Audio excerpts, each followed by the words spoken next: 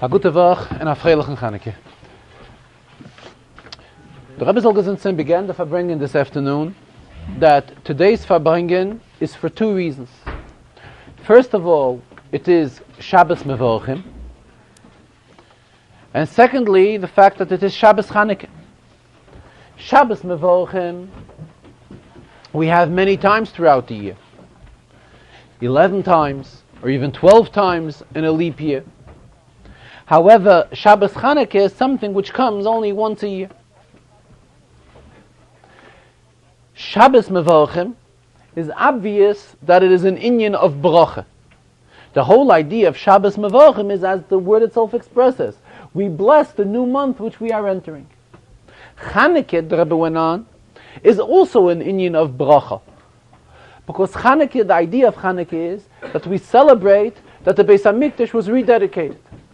By any type of inyan, which is a renewal type of inyan, a Chanukas, it's befitting to have the inyan habracha. As the Rebbe brought an example, when a child begins chinuch. So when a child begins his chinuch and a child is being brought into cheder, it's also a celebration, and a celebration which brings out a request for bracha. So Memela, when we're talking about the inyan of bracha, Chaneke, it is also the fact that the Beis HaMikdash was renewed on Chaneke. The Chanukas of the Beis HaMikdash, this brings out an inyan of bracha. So Memela, aside the inyan of Shabbos Mevorchim, aside the inyan of Chaneke, both together, combined, both of them represent an inyan of bracha. And this inyan of bracha, the Rebbe says, is extremely obvious, and it has to reflect in all our inyanim that this brings out an inyan of bracha. Here the Rebbe went on that the inyan of Chaneke, Bechlal, is to bring light to the outside. Al Pesach Beisei Mibachutz, that's the whole idea of Chaneke. And when we're talking about bringing light, we don't only mean bringing light to Yidden. The Rebbe says, it is our obligation to bring light to Goyim as well, and see to it that the Goyim fulfill the Sheva mitzvahs of B'nai Noach. Rabbi said, though that he's spoken about it many times. So first of all, there's an inyan in repeating something up to 101 times even. So Mamela, he can still talk about it. Secondly, maybe there are those who didn't hear it yet, or at least those that may have heard it, but they did not derher it. In the Sichos from the Frierdiker Rebbe, there's an expression that times one may be able to hear something, which means he's physically hearing it. However, he does not derher it. In other words, it doesn't really have any effect on him, this inyan which he's listening to. He hears it and he bypasses and then goes on as if he wouldn't hear it. So the Frierdiker Rebbe stresses many times that we have to hear, but hear in a way of derher. It should really have an impact on us. Mele the Rebbe says, could be we spoke about it and it was heard. However, those that did not derher it yet, and particularly there are those that are complaining and raising issues. How come the Rebbe is demanding from us that we shall? It's our obligation to see to it that Goyim fulfill the Sheva mitzvahs. The Rebbe says we don't have to go far. It is a pasuk in today's Haftarah. The Torah in today's Haftarah tells us, "V'nilvu eilecha Goyim rabim." This is the Haftarah of Shabbos Chaneke, that many Goyim, many nations will get attached. Will get attached to Yidden. Memela, what does this mean? It means the idea of us reaching out, bringing light, bringing the Lichtigkeit, which Chaneke stands for, bringing this to Goyim as well, and seeing to it that they fulfill the Zayim mitzvahs, the 7 mitzvahs, which they are obligated to fulfill. The emes, Rebbe went on, in the inyan of Chaneke, we find an obvious, very obvious lesson that we have to reach out to Goyim and see to it that they fulfill the 7 mitzvahs of Bnei Noach. Because when the Gemara tells us, when the Gemara discusses When is the proper time to light the Hanukkah candles? So the Gemara uses the expression, Mishetishka hachama, that one should light Hanukkah candles from sunset, and the Gemara goes on, Ad de kalya rigla de tormedoi. Which the Gemara means that there were a group of people, a tribe of people who they were called as tormedois. And Rashi explains in the Gemara that these tormedois, they would walk the streets very late. And Mela, as long as these tormedois are still walking the streets, we can still light the Hanukkah candles. That's the pshat in the Gemara. What the Rebbe is teaching is that the idea of Hanukkah is that we can light the Hanukkah candles, Mishatishka hachama, from sunset on, ad de kalya rigla de tormedoi. Now Hasidus explains that Talmudoi has the same lettering as a moired. In the word Talmud we have moired. Moired meaning one who rebels. So what is the idea of Hanukkah? The idea of Hanukkah is to bring light, to bring lichtigkeit, even to the one who is defined as a moired, one who is rebelling in HaKadosh Baruch Hu, and he's acting and doing things lahaches, in other words, just to anger HaKadosh Baruch Hu. The idea of Hanukkah is to reach out even to such a person and see to it that the light of Hanukkah reaches to him and he changes his attitude as well. Who were these Talmuds, which the Gemara talks about? They were Goyim. So here we have an obvious lesson. The Gemara is telling us that the whole idea of Ner Hanukkah is Adikalya rigla de Talmudoi, until even these Talmuds, meaning these Goyim, who have within them an act and a feeling of being moired by HaKadosh Baruch Hu, and therefore they're acting out in a way of doing things to anger HaKadosh Baruch Hu. So the idea of Hanukkah is even to reach to such people and see to it that they too change their attitude.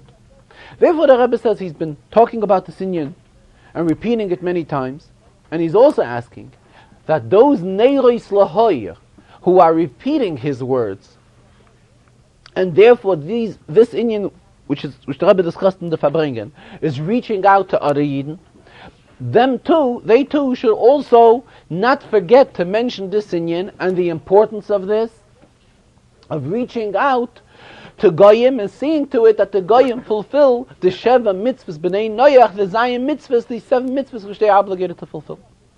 And furthermore, the Rebbe says that when one is in contact with a Goy, and he has his contact with the Goy because of his business relation with the Goy, and when the Goy will see that here the Yid is utilizing their acquaintance,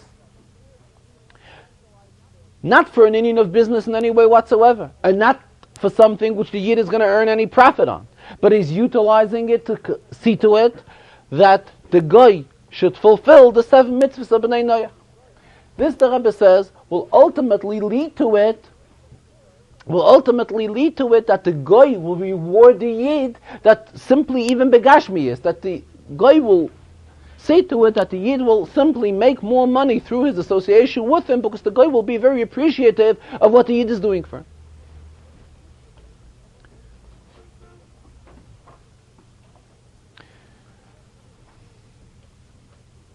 And here the Rebbe referred to today's Haftarah. The Rebbe says there are 2 Haftarahs for Shabbos Chanukah. However, one is recited every single year.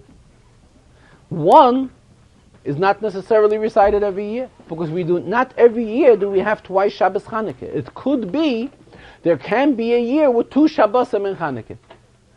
However, 1 Shabbos in Chanukah we always have. And in today's Haftarah, we read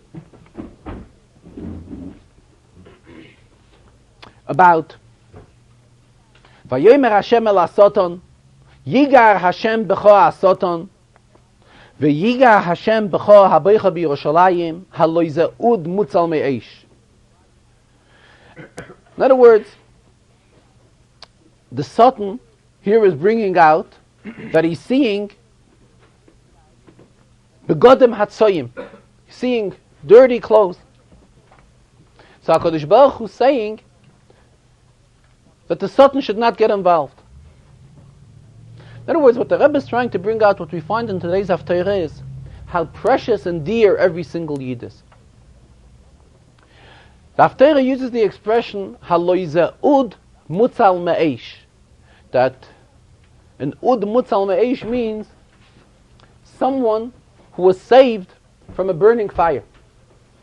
The Rebbe says, in today's generation, each and every Yid is an ud mutzal me'esh, because what we have gone through in our generations, the generation of the Holocaust, and to those who are left afterwards, each and every one is considered an ud mutzal me'esh. And therefore we can imagine how dear and precious every Yid is by the Rabbeinu Shalom. And anyone who touches or speaks out bad on any Yid, Rabbi went on, is kol hanegeya, in anyone that touches any Yid, is ki'ilu negeya bebovas einoi shel HaKadosh Baruch Hu, as if he would touch the center point of the eye of the Rebishter's eye. So it comes to stress us how dear and extremely close each and every Yid, regardless of his situation, is to the Rebishter. And as we go on in today's Haftarah, the Haftarah discusses, though the Satan was claiming that he didn't address them begodim atzayim in dirty clothes, the Rebishter says to the Satan, don't worry about it. The Rebishter will change the clothes of the Yidden to such an extent that even tzanif toher al roishay will be put on. The Rebishter will see to it that a proper scarf, a clean and pure scarf, will even put on the head of the Yidden, on the heads of the Yidden. In other words, the Rebishter will change the clothes totally from such type of clothes as being defined as begodim hatzoyim, dirty clothes. So the Rebishter says he will change them totally until that even the scarf which Yidden are wearing will be a pure and clean scarf. What does all this show us? All this shows us how dear each and every Yid is by the Rebishter. And therefore the Rebbe spoke, and here the Rebbe spoke, screaming very loud, and speaking out. And therefore, with this in mind, and having this type of Haftarah in front of us, there is no room for anyone to come out and speak bad on Yidden. There's no excuse for it whatsoever. And anyone who goes and speaks bad on Yidden, first of all, we know he's going to say, there's a mitzvah of criticizing. Fine. But at the same time, Chazal tell us, first you have to beautify yourself. Decorate yourself. And then you can go and decorate others. So Mamela, before you go out and criticize Yidden, one has to make sure that he himself is in a perfect position. Especially the Rebbe says, those who are going out and speaking out against Yidden and criticizing Yidden, let them remind themselves the type of things they themselves have committed days before or nights before and so forth. And when they will realize that they themselves have committed such type of inyanim, which they have to come on to the forgiveness of the Rebishter, they will see that they are definitely not in such a position of going and speaking out against Yidden. The Rebbe discussed it at length with various very strong expressions how dear each and every Yid is by the Eibishter, that every Yid is by Hashem, the bavas einoi of HaKadosh Baruch Hu, the center point of the eye. Just like that is dear and essential to a person, the same thing is each and every Yid by the Rabbeinu Shalom. And therefore there is no room in any way to go out and say bad, speak Lashon Hara on Yidden. There is no room for it whatsoever. Every Yid is an Ud Mutzal Me'esh again, as that Navi in today's Haftarah tells us. And by following this act, looking properly at every Yid, and realizing how dear each and every Yid is by the Rebishter, we will be zeicher to the fulfillment of the Haftarah. The Haftarah goes on at the end and talks about Zerubbabel. Mi ata hara godel lefnei Zerubbabel lemisher. The Rebbe says that Chazal tell us that Zerubbabel is an indication of Mashiach. And by doing this, we will be zeicher to hasten the coming of Mashiach and bring it closer, because it is already far, far in the time for Mashiach to come. In the second Sikha, the Rebbe began that b'negei lighting Chanukah candles, we know that there is a time when we are to light these candles. And al pi halacha, the time is mishatishka hachama, from sunset on. That is when we are to light the Hanukkah candles. However, if one should go ahead and light the Hanukkah candles, let us say, early in the day, even though he will put in enough oil that it should last and burn into the night, however, this is not the proper way to do it. In other words, it is a mitzvah that has its time. And when is the time of the mitzvah? Mishatishka hacham, from sunset, not earlier. And here we find, the Rebbe pointed out, a difference between the menorah that we light the Hanukkah candles, as opposed to the menorah which was lit in the Beis HaMikdash.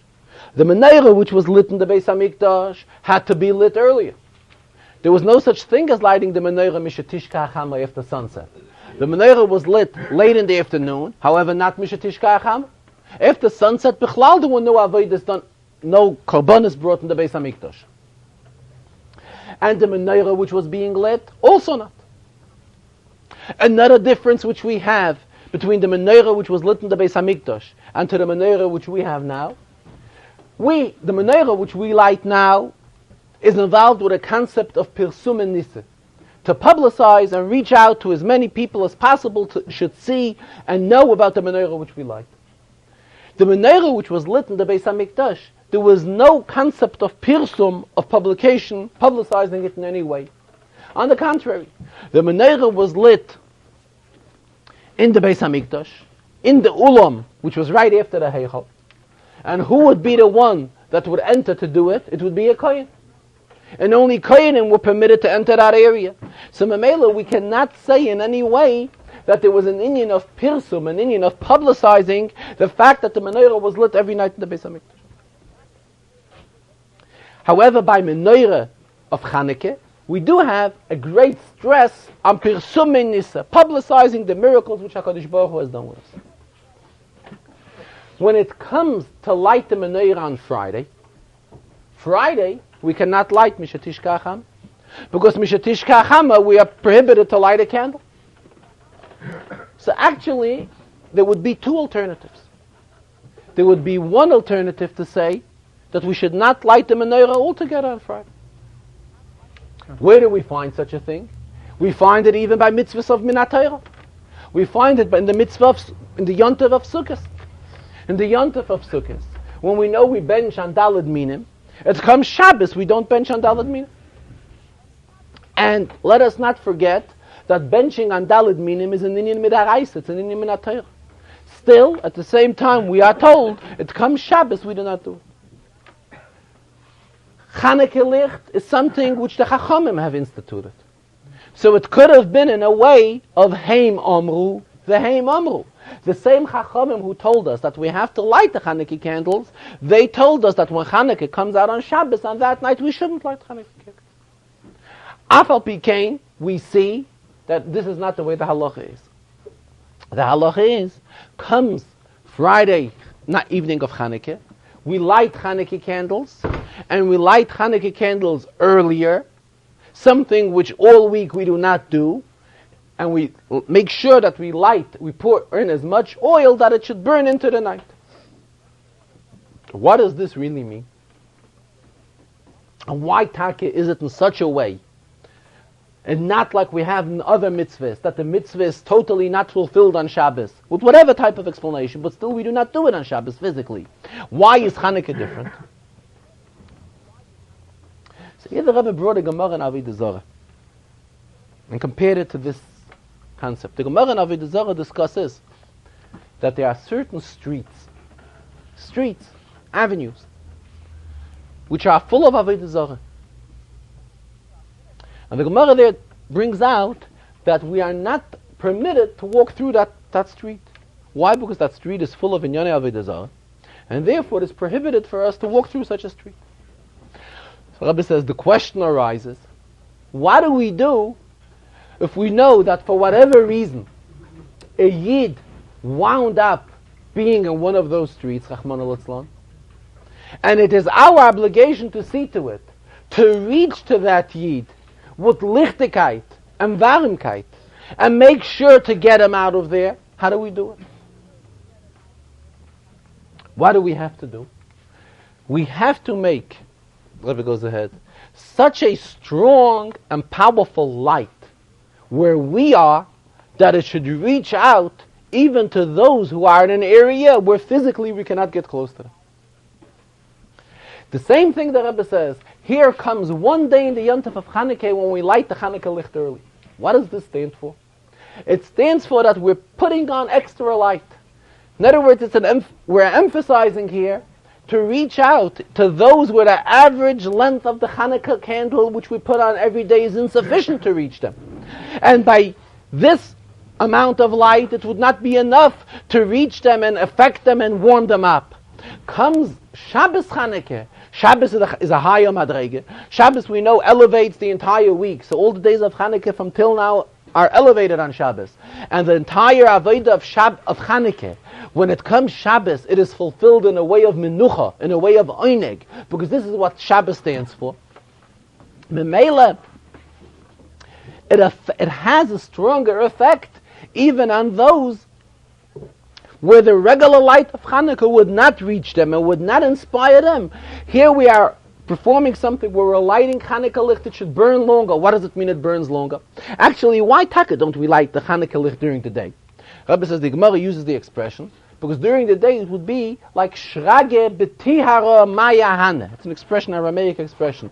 A candle in the middle of the afternoon really is not meaningful. If the sun is out, what would a candle help? It's useless.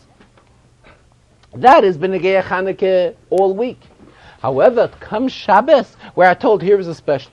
Here it's different.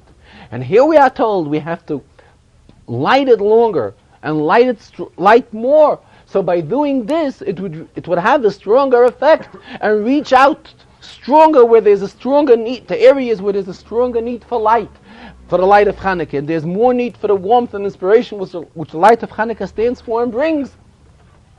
This is the uftu why we are lighting Chanukah candles on Friday night and we light them earlier. And the Rebbe compared it to something else. The Rebbe compared it to Tisha B'Av. Tisha B'Av, we know we are not allowed to learn. We're not allowed to learn Torah on Tisha B'Av. Why? Because Pekudei Hashem Yisharim Misamchei Leiv. Being that we are prohibited from doing anything which brings us joy, and Torah brings joy to a Yid, brings happiness. So therefore we're not allowed to learn on Tisha B'Av. The Rebbe says, so what should a Yid do? Should a Yid just do nothing on Tisha B'Av? So he says no. A Yid is supposed to learn so much before Tisha B'Av, so that when it comes Tisha B'Av, he's really full with Torah, from the Torah that he has learned before. Memela, by doing this, he has strength to carry through Tisha B'Av. Unless he says there are other alternatives to learn these inyanim, which we are allowed to learn on Tisha B'Av, these special inyanim. The same thing over here. There's a certain time when we are told we have to put in an extra amount of lichtigkeit. And when is it? When Chanukah falls out on Shabbos.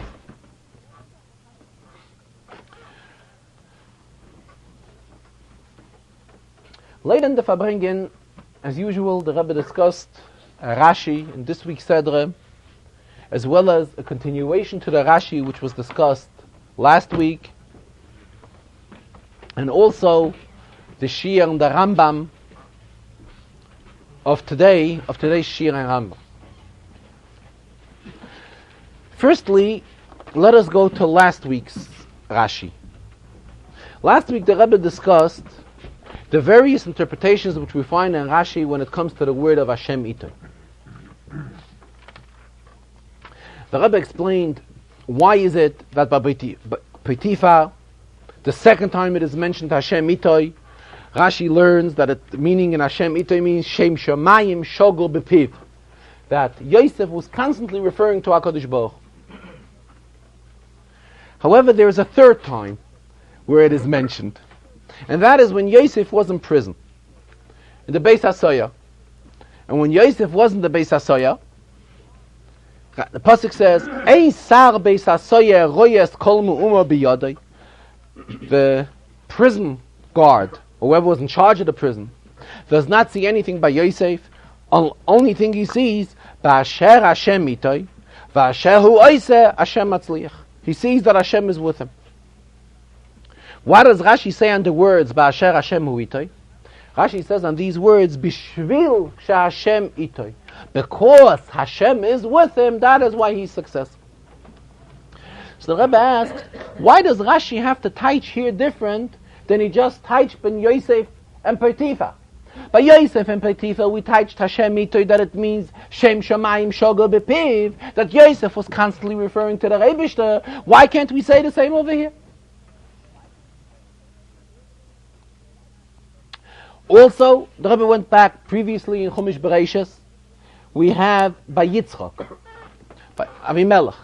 Avimelech says, Roi Roinu, we saw that Hashem is with you.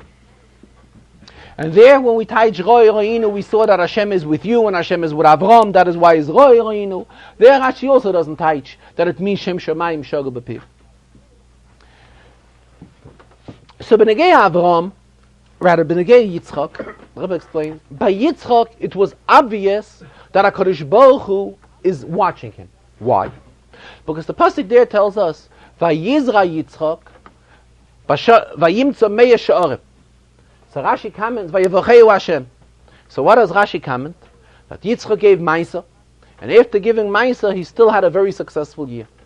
Though it was a Shana Kosher, it was a very rough year for everyone else, but for Yitzchak it was still a very good and successful year. So when Avimelech saw this, it was obvious to Avimelech that Yitzchak is not guarded by any union of Avodah Zarah, but by HaKadosh Baruch Hu. Why? Avimelech believed in Avodah Zarah. All the other people around him believed in Avodah Zarah. To them it was a bad year. And when they saw that Yitzchak did entirely different than they did, for Yitzchak it was a good year. Vayimtza Yitzchak b'ashana meya sha'arim vayevacheu Hashem. He had a very, very successful year, though it was a shana kosher. It was a hard year for everyone else in the entire area. So this right away was an inclination to Avimelech that Roi Roinu, we see that HaKadosh Baruch Hu is with you. So though Avimelech and all the goyim around Yitzchak and around Avimelech at that time were worshipping Avodah Zarah, however, they saw that Yitzchak has something special, someone special who's taking care of him. Who was that? The Rebbeinu Shalom. We explained already last week, B'negeya, Yosef and Potiphar. Now the question arises, why do we have to teach here that Ba'asher Hashem Itoi, when Yosef was in prison, cannot mean that Yosef was, as the Rebbe used the expression last week and today, was chepching. It's a Yiddish word, was constantly referring to HaKadosh Baruch Hu. He was talking about Shem Shamayim Shoga Bepiv, thanking HaKadosh Baruch Hu, praising HaKadosh Baruch Hu, and so forth. Why can't we learn that way when we're discussing the pasuk of Yosef in jail? The Rebbe says very simple. Yosef, when he worked in Potiphar's house, he was a member of the household. He was around the house, and Potiphar observed Yosef. So he saw Yosef was doing something strange. What was he doing? Shepchik. He was saying something. What was he saying? He realized that Shem Shamayim Shoga Bepiv. He's referring to HaKadosh Baruch Hu. Now here we're learning how Yosef is in prison. The Sar Beis HaSoyah, the one who's in charge of the prisons, he does not sit in prison. He sits, the Rebbe says, he sits in his office. Therefore, he cannot physically see how Yosef is referring to HaKadosh Baruch Hu, that Yosef is Shem Shamayim Shoga Bepiv. This he can't see. Memela here we can't teach Ba'asher Hashem Itoi that should mean Shem Shamayim Shoga Bepiv. The Sar Beis HaSoyah does not see that. The only thing, the Sar Beis HaSoyah had reports that Yosef was very successful in jail. You know, when somebody is very outstanding, one of the prison mates is very outstanding, this he was aware of. So, therefore he interpreted, what is this? Ba'asher Hashem Mitoi, V'shvil Hashem Mitoi. Because Hashem is with him, that is why Yosef is blessed with success. But here we cannot teach Ba'asher Hashem Itoi that should mean that Yosef is constantly quoting, saying words, praising HaKadosh Baruch Hu, thanking HaKadosh Baruch Hu. You wouldn't see him do that. The Sar Beis HaSoyah is not in the Beis HaSoyah. The Sar Beis HaSoyah is elsewhere. Now let us go to Rashi in this week's Seder. Parshas Miketz, Rebbe says here we have a Rashi, which is a very hard Rashi, according to the realm of Pshuta Shel Mikra. And when we are learning the Rashi, when a child in Cheder is learning the Rashi, Rebbe says it is a totally a Rashi which is not understood. Rebbe says he remembers when he learned the Rashi in Cheder with his Melamed. Melamed just went through the Rashi very fast. And should the child want to raise any questions or raise any issues, the Melamed would usually start screaming, "Weiter, let's go further." And here we have a Rashi.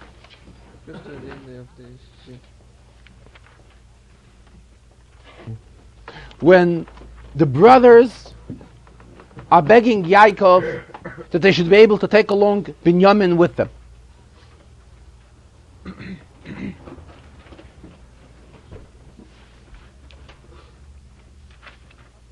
In Kapitel Mem Gimel, Pasuk Yud Daled, Pasuk says, "V'keil Shaddai," that Rashi is telling them, Yaakov is telling them, "V'keil Shaddai Hashem Yitel lachem rachmim lifnei oish, v'shilach lachem es achichem acher." And your other brother should be discovered, v'es Binyamin, v'ani kan sheshakolti shakolti. Pasuk says v'keil Shaddai, so Rashi quotes these two words of v'keil Shaddai, and Rashi says, "Me'ata einchem chaseirem klum." Now you're already not lacking anything. Elo tefillah, the only thing you are missing is tefillah. Hareini mispalel aleichem, I will daven for you. In other words, Rashi says that, Yaakov is making a calculation as follows. Money you're taking with you. Binyamin you're taking with you. A beautiful gift for him you're taking with you. So everything obviously is perfect. What is the only thing that you're missing? The only thing you're missing is a tefillah. So I will give you the tefillah. And then there's another Rashi, V'keil Shaddai, where Rashi goes on, Shaddai b'nesinas rachmav. Why does he use the name of Shaddai as opposed to any other name of HaKadosh Baruch Hu? Because the name Shaddai is really not as popular as all other names of Hashem. Shaddai stems from the word, it is enough. The one who is sufficient in giving rachmim, ukedai hayecholes biyodai, and he has the efficiency and the power within his hand, litain to give. In other words, the Rabbeinu Shalom, yitain lachem rachmim, he will give you rachamim. The Rebbe is raising a very strong question. We have learned already in Chumash, cited from where, that how great it is when somebody else prays for you.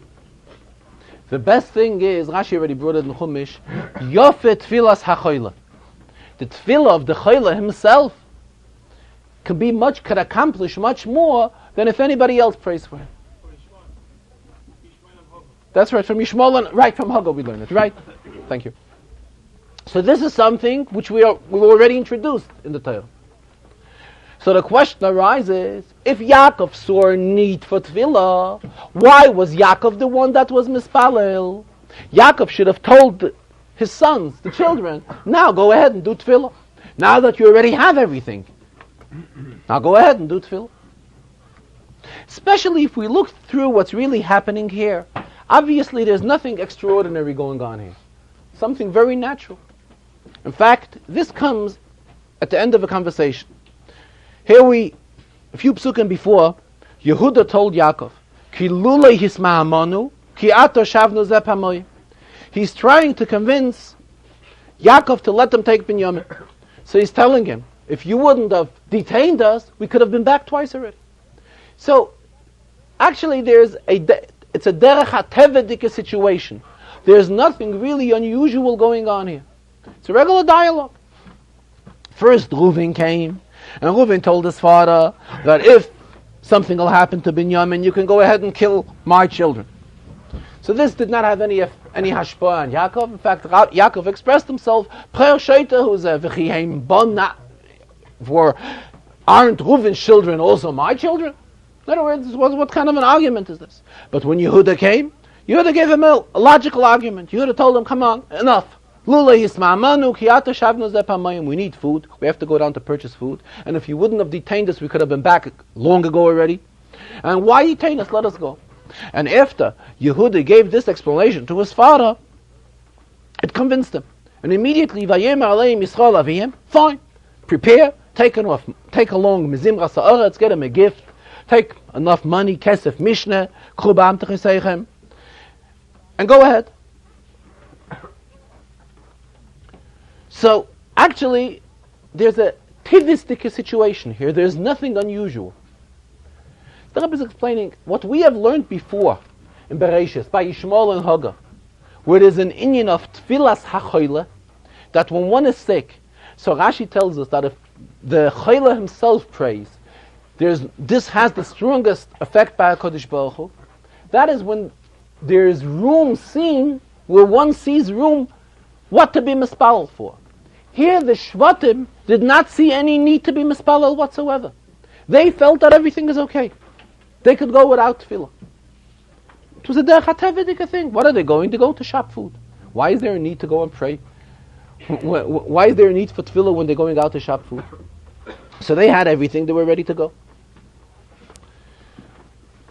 Yaakov, however, for whatever reason which Yaakov had in mind, Yaakov saw that it is befitting also to be mispalel. So Yaakov was the one that said, Ma'ata einchem chserim klum ela tefillah.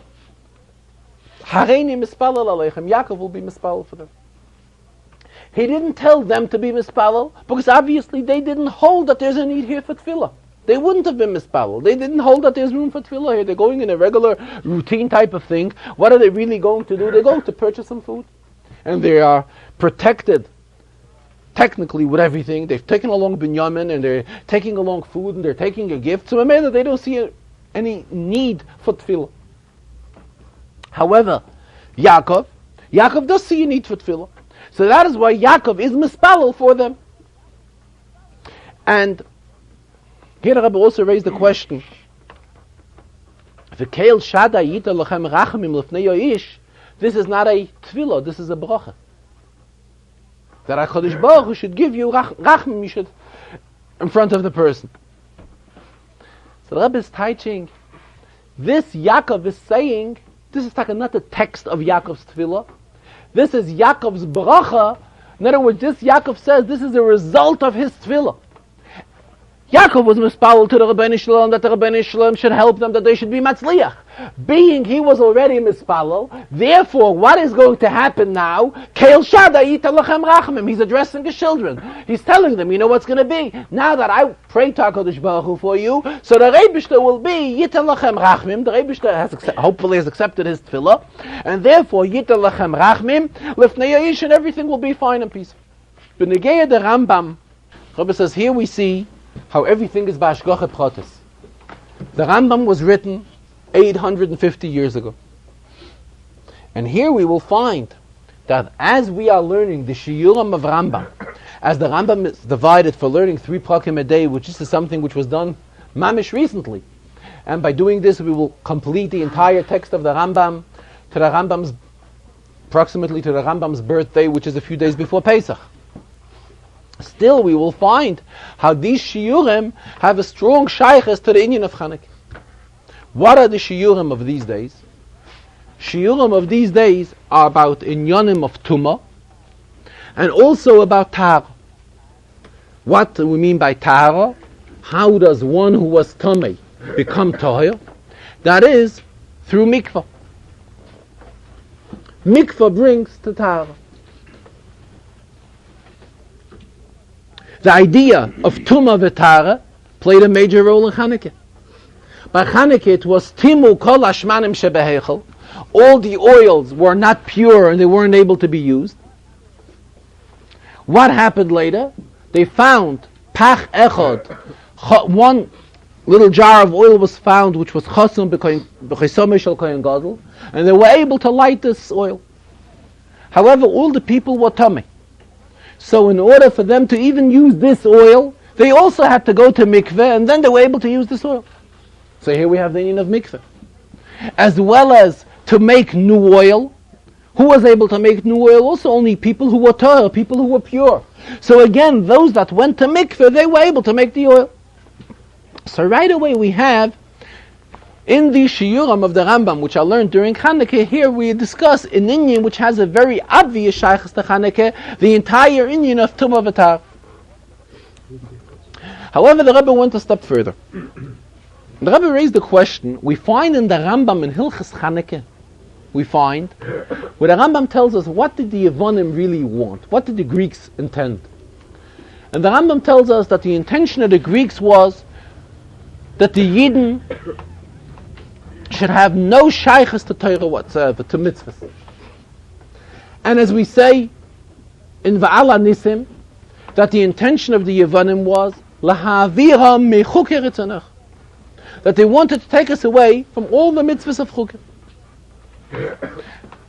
As Chassidus stresses, that in the chayk, that is where we really find the closeness from a Yitzhak Eibishter, as opposed to other mitzvahs. And therefore the intention of the Yevanim was Lahavira mechuker etzanach. So actually, what did the Yevanim really want? The Yevanim wanted that Yidden should stop observing Torah and mitzvahs. Comes Chanukah, we celebrate a Yontif, what the Yevanim wanted to do. What do we celebrate? Only one area of the Yontif. We only celebrate one thing, the fact that we didn't have pure oil. And we found one jar of pure oil, and we used it, and that lasted for 8 days. That is what we celebrate in lighting the menorah. That is what the menorah is all about, right? Why don't we stress a celebration for the whole Yontif of Chanukah, that the Yevanim didn't let us and interfered with our observing mitzvahs. And HaKadosh Baruch Hu performed a nes that we were able to be mekayim all mitzvahs. We don't see any stress for this celebration of Chanukah.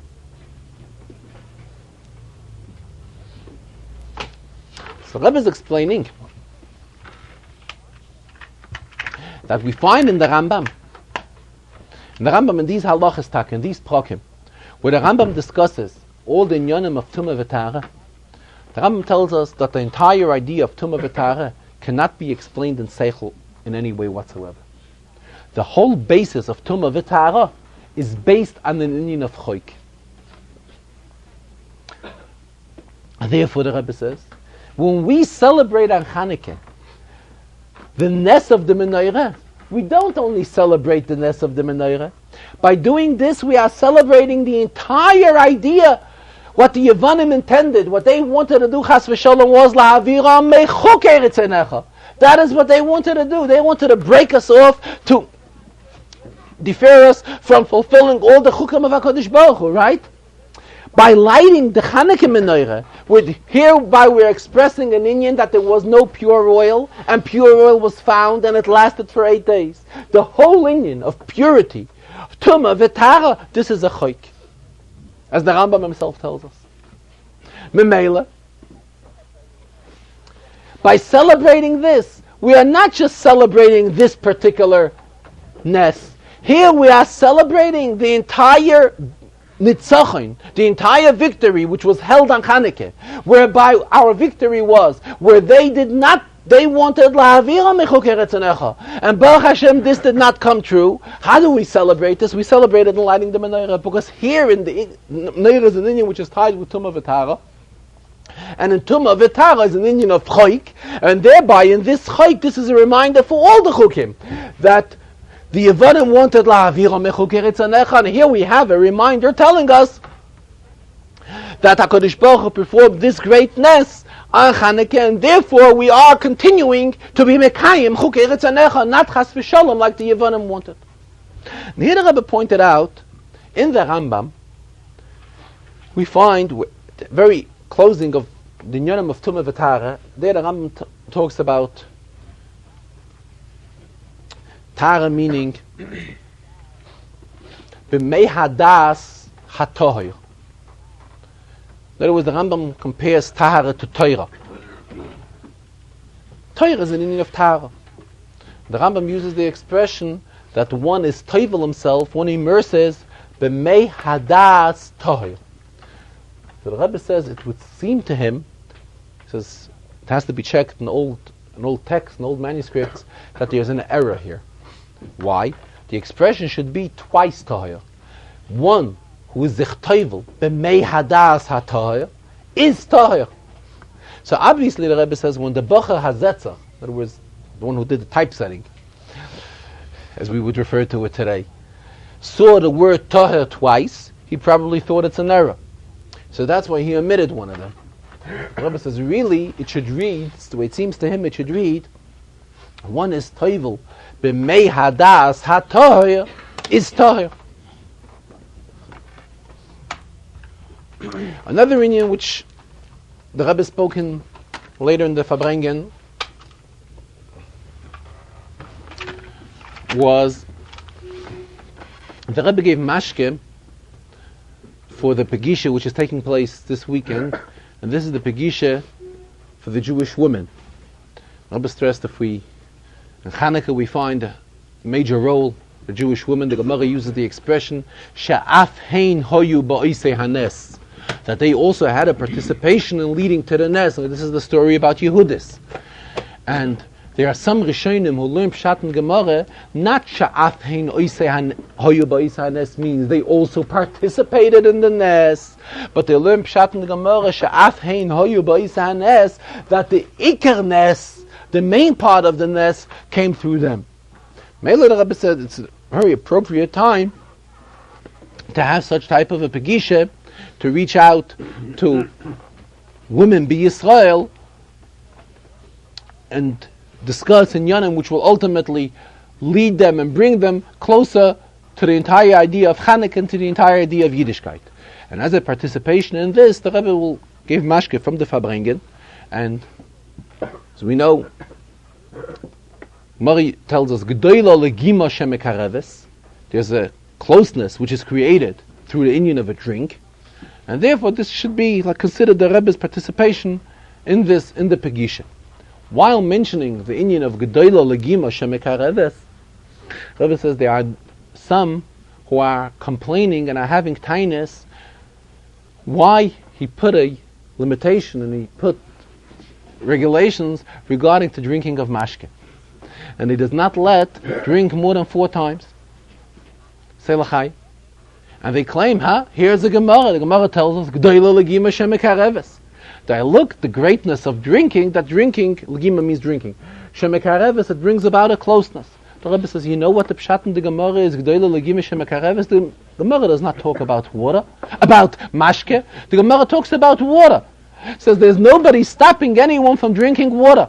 And not little cases, but even big cups. And we can go ahead and drink even 4 cups of water in the Farbrengen. Furthermore, the Rebbe says, like this in Pesach, there's a Al Pi Halacha, there's a Shaila, if we can go ahead and drink 5 cases.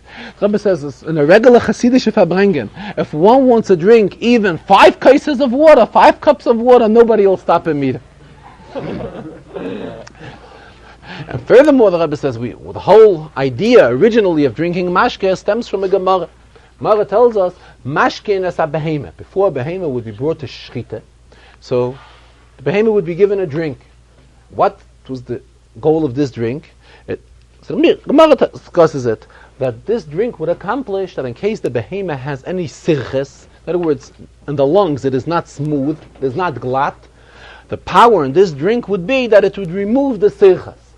So based on this Gemara, Hasidim have always had an interpretation, look at the greatness of mashke. When Hasidim get together and have a little bit of mashke, mashke has an accomplishment that it can remove the sircha. It can take, in other words, the little additions which shouldn't be there, and it could even it out and make it glatt. The Rebbe says if we look into the Gemara does not mean that the behemoths were given mashke. The behemoths were given water. And this water had a power that mashkin is a behemoth lefnei ashchita, and by doing this was a certain kind of gimmick which would reduce in the sirches and the bubbles which blown up, which were not straight on the lungs, and would reduce the amount of this and would bring it closer that the behemoth should be able to be a glatte behemoth. Therefore, the Rebbe again pointed out that really there is no need, no call for an extra drinking of mashkin. It really does not have any Hasidic accomplishments and any satisfaction whatsoever. And this is not the wish of the Rabbeim. And if yes, by saying a little bit l'chaim in a Hasidic Farbrengen, it has the same accomplishment, and this is what brings to proper effects and to proper results. Rebbe was talking about the Inyanim of Chanukah. First of all, the Rebbe says we are still in Chanukah, and though it is Shabbos, he's mentioning the mitzvah of Chanukah, to see to it to reach out with the mitzvah of Chanukah to as many Yidden as possible. The Rebbe spoke about the importance, about the nechitzas of all of the mitzvahim, and mentioned each and every one of them separately. And together with it, also the mitzvah of Sefer Torah, and the mitzvah of Rambam, the Rebbe says, which is a new mitzvah, relatively new mitzvah. However, it was also accepted by many, many Yidden who are participating in the learning of the Rambam. And